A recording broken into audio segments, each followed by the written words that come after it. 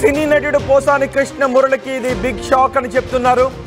పోసాని మురళీకృష్ణపై మరో కేసు నమోదైనట్టుగా తెలుస్తోంది. నెల్లూరు జిల్లా సూళ్లూరుపేట పోలీసులు పోసాని కృష్ణ మురళిపై మరో కేసు నమోదు చేసినట్టుగా తెలుస్తోంది. ఇప్పటికే పోసాని కృష్ణమురళి ఒకసారి అరెస్ట్ అయి ఆయన బెయిల్పై బయటకు వచ్చారు. 2 వారాల క్రితం కోర్టు ఆయనకు షరతులతో కూడిన బెయిల్ మంజూరు చేయడంతో ఆయన బయటకు వచ్చారు. ఇప్పుడు మరోసారి నెల్లూరు జిల్లాలో ఆయనపై కేసు నమోదైనట్టుగా తెలుస్తోంది. గతంలో ఆయన అరెస్ట్ అయినప్పుడే మళ్ళీ పీటీ వారెంట్లపై కూడా ఆయన అదుపులోకి తీసుకుని పోలీసులు విచారించారు. పీటీ వారెంట్లపై తీసుకుని మళ్ళీ గుంటూరు కోర్టులో కూడా హాజరుపరిచారు.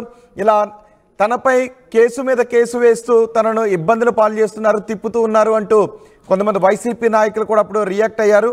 ఆ తర్వాత 2 వారాల క్రితం పోసాని కృష్ణమురళికి గుంటూరు కోర్టులో బెయిల్ వచ్చింది. షరతులతో కూడిన బెయిల్ను మంజూరు చేశారు. అప్పుడు 2 లక్షల రూపాయల పూచీకత్తుపై ఆయన విడుదల చేశారు. బయటకు వెళ్ళిన తర్వాత కేసు గురించి ఎక్కడ కూడా మాట్లాడకూడదు. 4 వారాల పాటు ప్రతి మంగళ గురువారాల్లో ఉదయం 10 గంటల నుంచి 12 గంటల లోపు మంగళగిరిలోని పోలీస్ స్టేషన్లో హాజరు కావాలి. సాక్షులపై ఎటువంటి ప్రభావాన్ని చూపించకూడదు, ఎటువంటి వివాదాస్పద వ్యాఖ్యలు మాట్లాడొద్దు అంటూ కొన్ని షరతులు విధించారు. అనుమతి లేకుండా కూడా ఎక్కడికి వెళ్ళకూడదు అంటూ షరతులు విధించారు.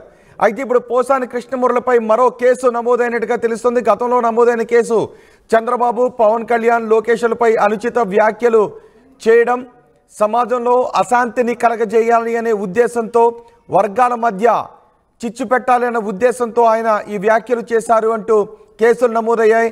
దానిపైన ఆయన అరెస్ట్ అయి గుంటూరు కోర్టు బెయిల్ మంజూరు చేయడంతో ప్రస్తుతం ఆయన బయటకు వచ్చారు. ఇప్పుడు నెల్లూరు జిల్లా సూళ్లూరుపేటలో మరో కేసు పోసాని కృష్ణమురళిపై నమోదైనట్టుగా తెలుస్తోంది.